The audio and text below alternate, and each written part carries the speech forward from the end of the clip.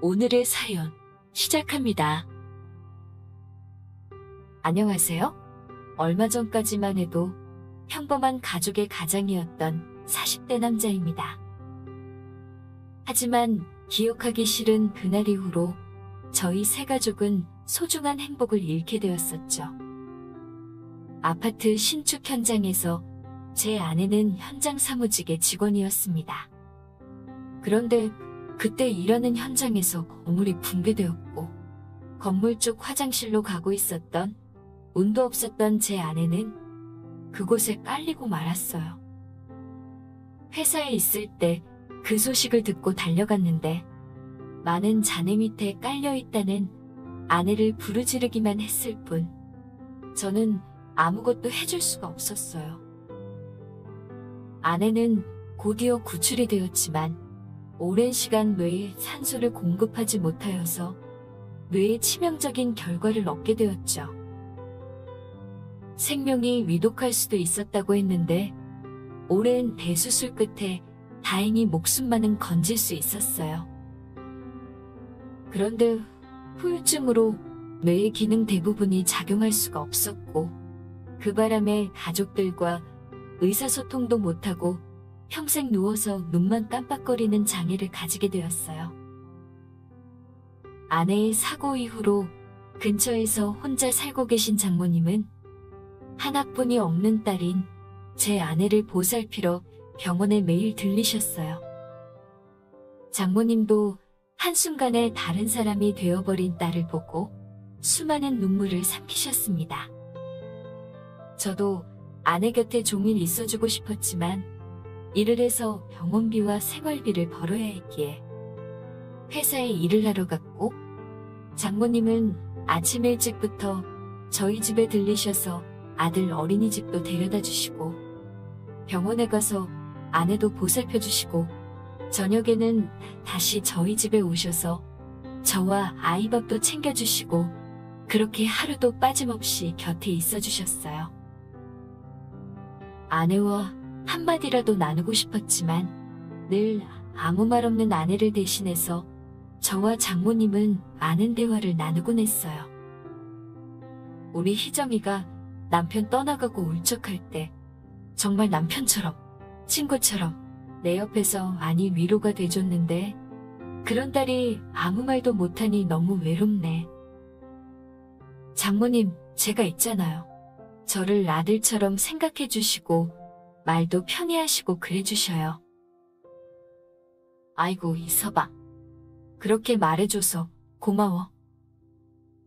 저는 아픈 아내로 인해 적적해지신 장모님을 위해 시간이 날 때면 같이 맛집도 가드리고 드라이브도 하며 장모님과 함께 시간을 보냈어요.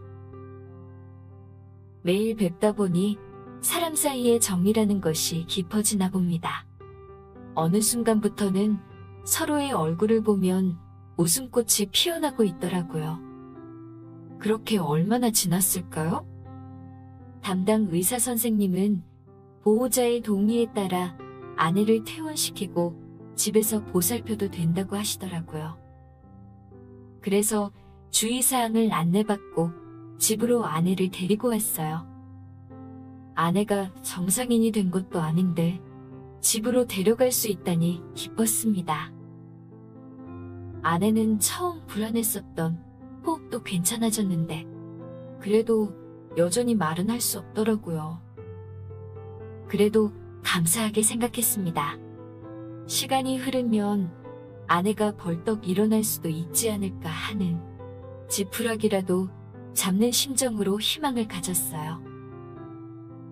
그렇지만 몇 달이 지나도 아내는 똑같이 누워만 있었고 저는 점점 희망을 잃어갔어요.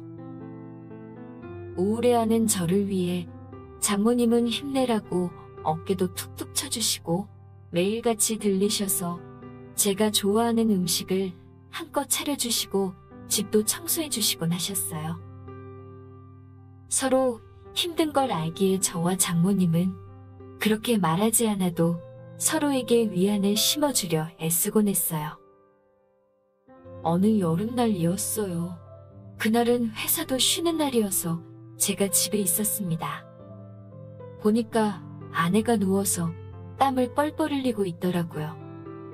말은 못해도 얼마나 덥고 찝찝했을까요? 이 더운 날씨에 누워만 있는 아내를 씻겨주기 위해 장모님과 둘이 아내를 안고 화장실로 갔어요. 가벼운 아내이지만 움직이지 못하는 사람을 들고 씻겨주는 일이란 정말 쉬운 게 아니었습니다.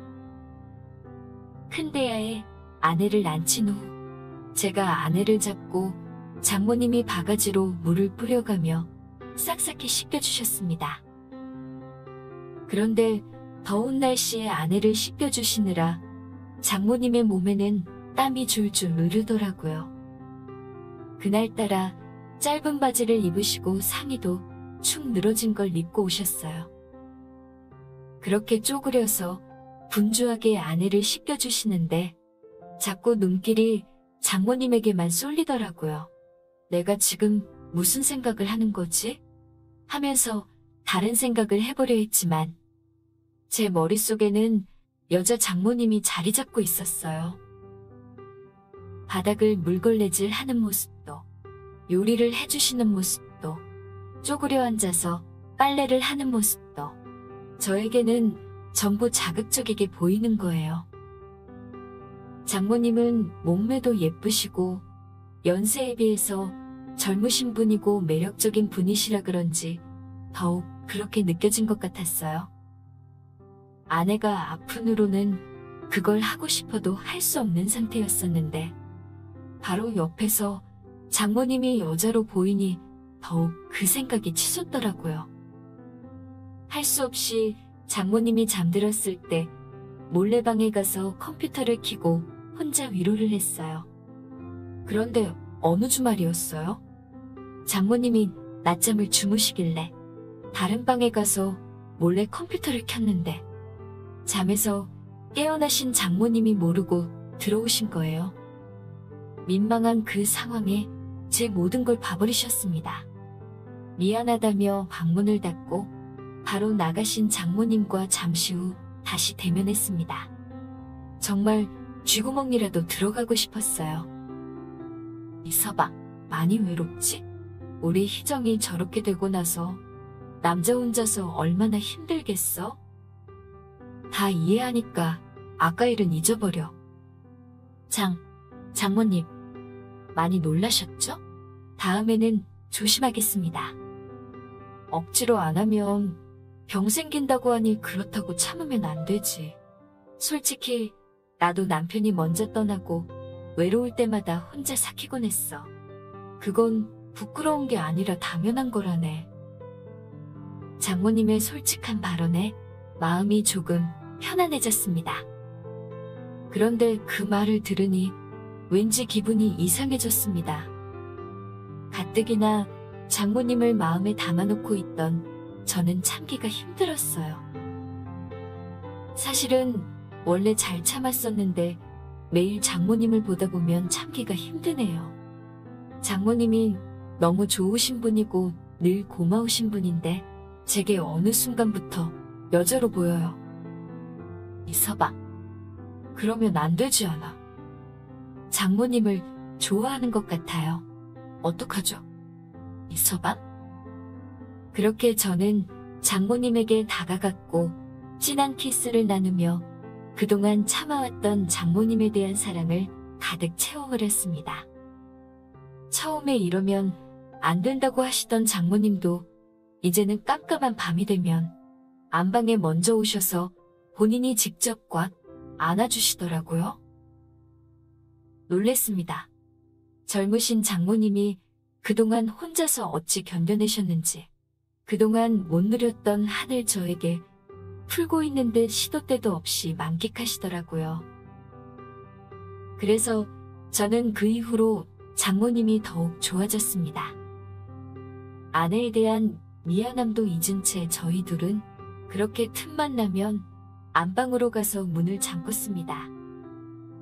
아내를 끔찍히 생각하던 저와 장모님이 이렇게 될 줄은 상상도 못했었는데 불행해진 현실과 서로의 타이밍이라는 게 참 예상치 못한 전개를 펼쳐가게 만들더군요. 한편으로는 평생 누워있는 아내가 제가 행복하고 즐거우면 이런 저와 장모님을 이해해 줄 수 있지 않을까? 하고 생각하기도 해요. 저와 장모님이 언제까지 몰래 사랑을 나눌 수 있으련지, 혹여나 각자 다른 이성을 만나게 되면 아내 때문에 안 볼 수도 없는 관계인데 그때 되면 어떻게 서로를 바라보게 될련지요. 그렇다면 커다란 후회뿐이 안 남을 텐데요. 저는 생각이 많아지네요. 그치만 지금이 너무 행복하기에 장모님과 나누는 사랑, 아무 생각 없이 만끽하고만 싶은 욕심이 나네요. 오늘의 사연 여기까지입니다. 지금까지 읽어주신 모든 분들 감사합니다. 구독과 좋아요, 알림 설정 눌러주세요. 그럼 모두들 행복한 하루 보내세요.